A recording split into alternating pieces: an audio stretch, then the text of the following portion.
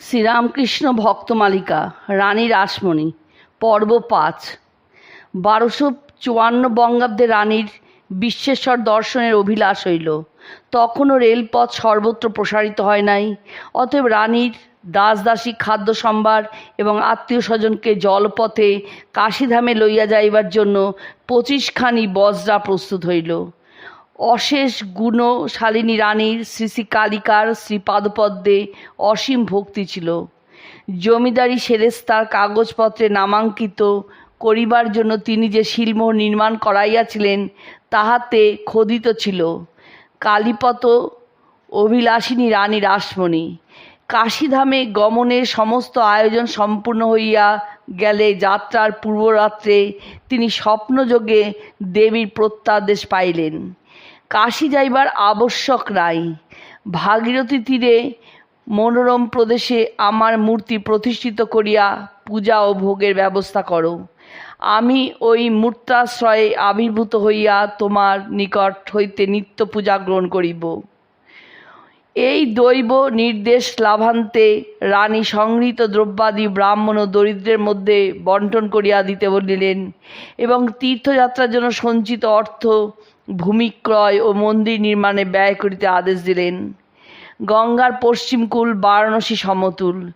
এই প্রবাদ বাক্য স্মরণে মথুরানাথ প্রথমে পশ্চিম তীরেই জমির অন্বেষণ করিলেন, কিন্তু অকৃতকার্য হইয়া 1847 খ্রিস্টাব্দের সেপ্টেম্বর মাসে গঙ্গার পূর্ব তীরবর্তী সরকারি বারুদখানার দক্ষিণে 60 বিঘা ভূমি ও তাহাতে অবস্থিত একটি কুঠি 55,000 টাকায় ক্রয় করিলেন। স্থানটি হেস্টি নামক কলিকাতা সুপ্রিম কোর্টের একজন অ্যাটর্নির ছিল। উহা দেখিতে কুর্মপৃষ্ঠ। উহার একাংশে কুঠির এবং অপরাংশে মুসলমানদের কবরডাঙ্গা ও গাজী সাহেবের দরগা ছিল। শক্তিপীঠ স্থাপনের পক্ষে এইরূপ কুর্মপৃষ্ঠ শ্মশান অতি প্রশস্ত।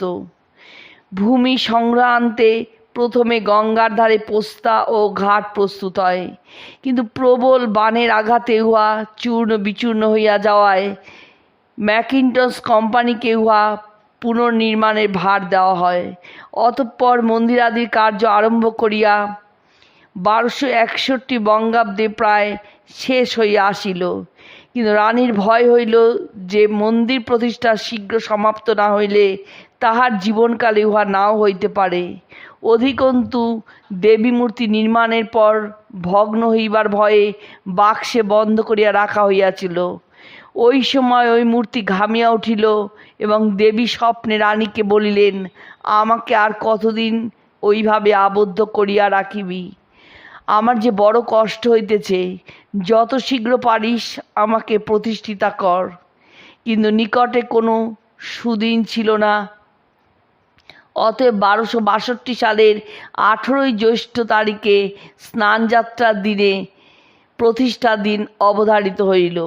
কিন্তু ইহার পূর্বের একটি ঘটনার ফলস্বরূপে ক্রমে যথাসময়ে শ্রীরামকৃষ্ণকে দক্ষিণেশ্বরের পটভূমিকায় অবতীর্ণ হইতে হইল।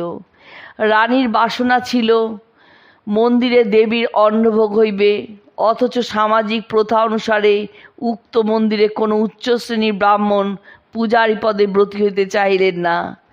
রানী এই বিষয়ে প্রায় হতাশ হইয়া পড়িয়াছেন।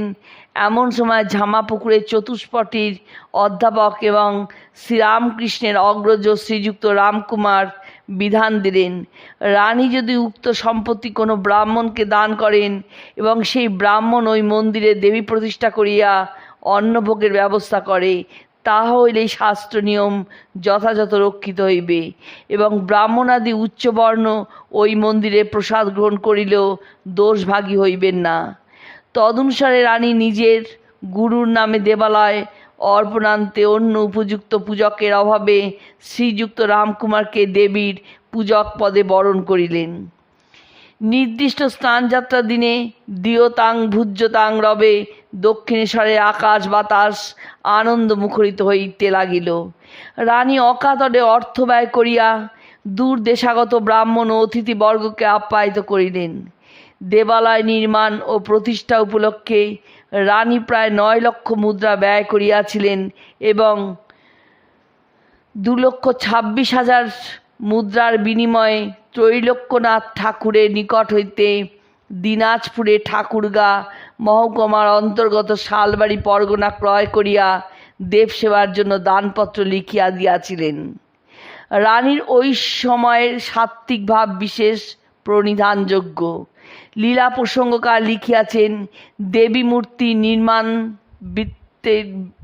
দিবস হইতে রানী যথাশাস্ত্র কঠোর তপস্যায় অনুষ্ঠান করিয়াছিলেন। ত্রিসন্ধ্যা স্নান, হবিষ্যান্ন ভোজন, মাটিতে শয়ন ও যথাশক্তি জপ পূজাতি করিতেছিলেন।